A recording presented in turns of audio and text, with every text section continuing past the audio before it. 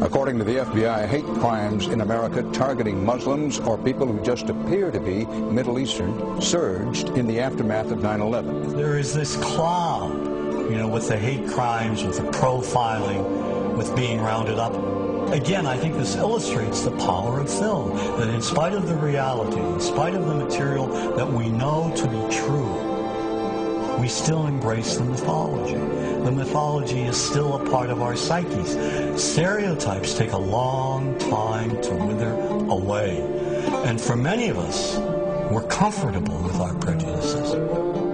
We don't want to change. We've grown accustomed to this face.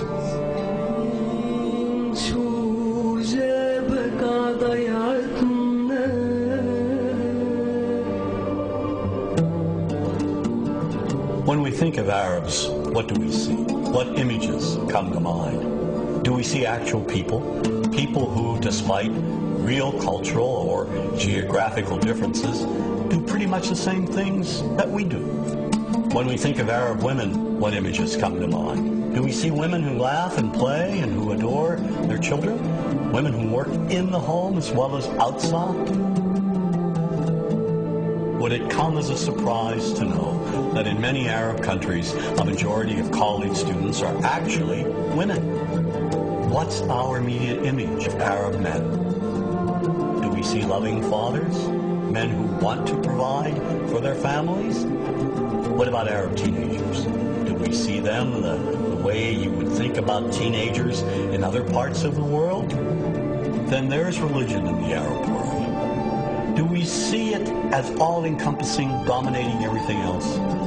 Do we know that even though faith plays a huge role in the Arab world, just as it does here in the United States, that it's also true that much of the Arab world is quite secular?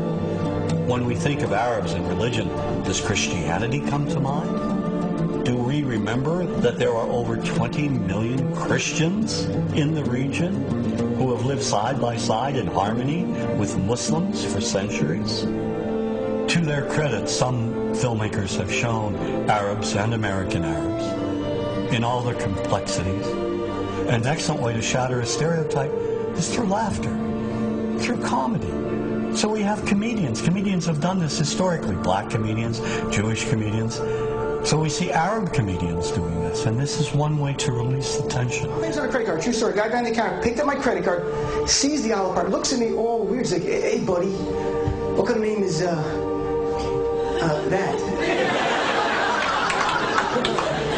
I'm like, well, sir, it's an Arabic name. He goes, yeah, what does this mean? So I'm like, well, translate it to English? It means peaceful, friendly Arab? But he's not happy because, yeah, what Arab country is your family from? So I tried the most peaceful, popular one that he would like. So I'm like, we're from the same Arab country that Aladdin is from. To his credit, Michael Moore in Fahrenheit 9/11 in the DVD includes a scene with this comedy coming out. My name really is Ahmed, and I can't fly anywhere. All you white people have it easy. You guys get to the airport like an hour, 2 hours before your flight. It takes me a month and a half.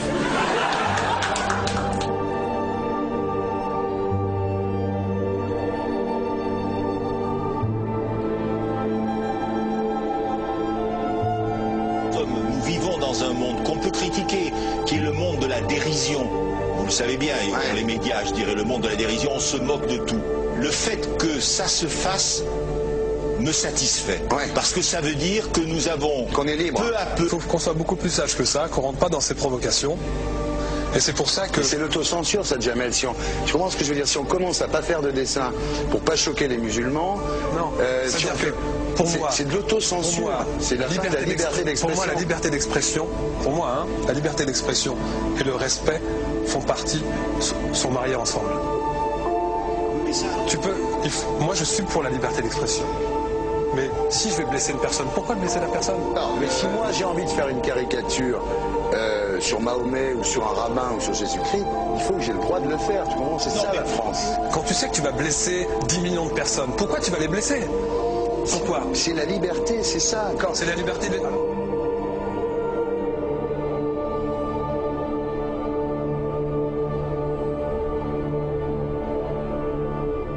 Non, mais tout seul. Vous ne pensez pas que c'était à vous de vous excuser, non? En disant le sketch n'était pas très drôle, je suis désolé si j'ai blessé des gens, voilà, excusez-moi, voilà, c'est une connerie. C'est mon travail. Mais vous ne referiez pas le même sketch quand même? Mais le spectacle que je fais reprend en grande partie les lignes de ce sketch. Mais il y a un truc que je ne comprends pas sur cette affaire, c'est qu'à aucun moment vous avez senti le besoin de vous excuser et que vous en avez rajouté. C'est tellement surprenant, c'est tellement inadmissible que j'en suis choqué. Voilà. Dans un pays où on peut parler, on peut s'exprimer. Et là, pourquoi tout d'un coup, sur un sujet, on ne pourrait pas s'exprimer? Vous savez bien pourquoi on ne peut pas s'exprimer? Pourquoi?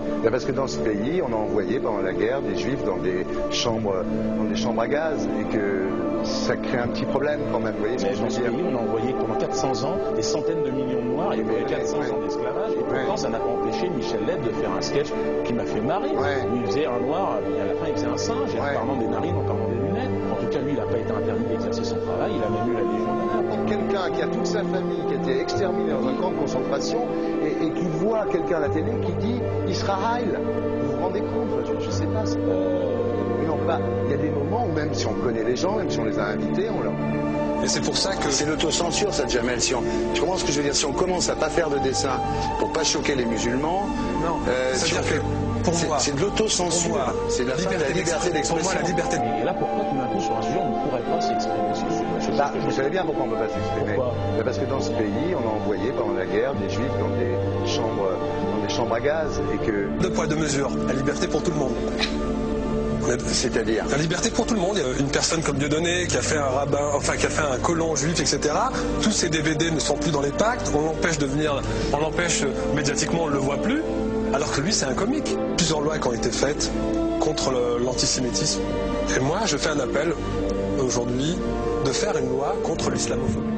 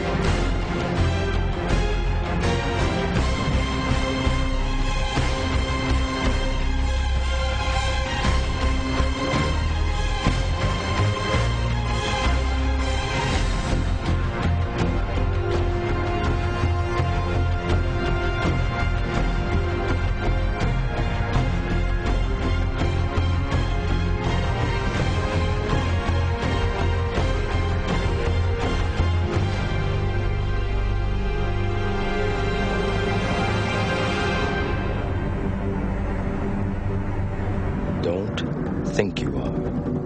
Know you are.